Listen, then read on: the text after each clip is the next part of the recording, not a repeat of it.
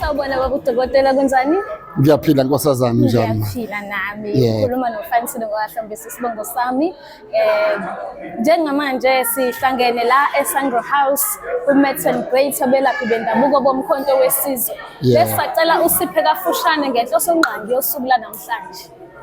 Ngiyakubingelela sisi wami, ngibingelele futhi nabenezohlonzo okuyona podcast esiza kakhulu umkhonto wesizwe. Obingelelayo udokotela uDlamini umzimba okhala imali. Angigqokanga ke namhlanje bengisaba usibusiso sabangcwele ukuthi hayi ngathi 33 Abambo 100 plus. Cha kumbukela ekhaya nawe nobukelayo kulolu hlelo kola namhlanje abelaphi bese obingelelana nje sazane sixoxe ngabe ngezinto ezithile eziningi ezithinta ukwakhiwa kwesizwe nokwakhiwa kweMK.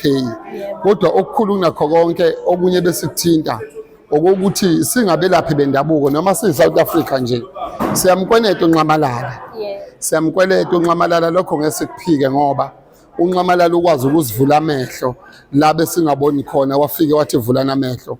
Ukuba uNxamalala akafikanga nomkhonto wesizwe ngabe kuningi okwrong okwenzakalayo. So ke uma ngabe uyinsizwa uthanana nentombi uwedwa kuyo zingekho insizwe ezifunayo, uyarelaxa ube too relaxed.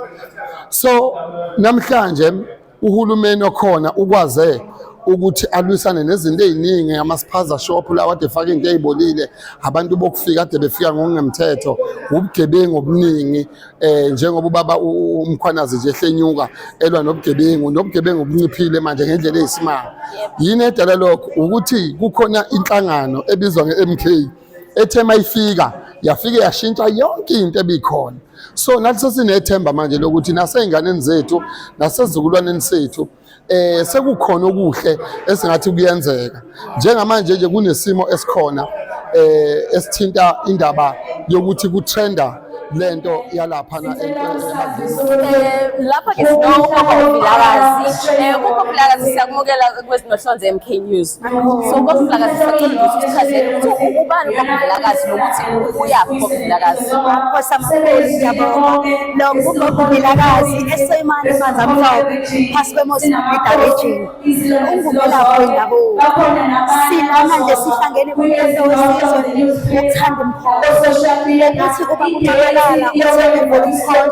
wayesekhumbula thina belaphi bendabuko, wayesekhumbula thina sizile sizwe sonke esicundu walanda thina esingakaza khona oyedwa umholi okay wakhumbula belaphi bendabuko. Lokho kusho kusikhulu kuthina sizwe sonke. Ngokwami ngeke ngithi kungukuzalwa kabusha kwesizwe sonke, okusho ukuthi ngampela umhlaba uyabuya manje ngoba thina sizimpande zesizwe esitulu exhumana namathongo unomkhubulwane okuyena ozosipha amandla ukuthi gcine ulekeleleke ubaba uNxamalala kubuye izwe lekhokho bethu. Okay.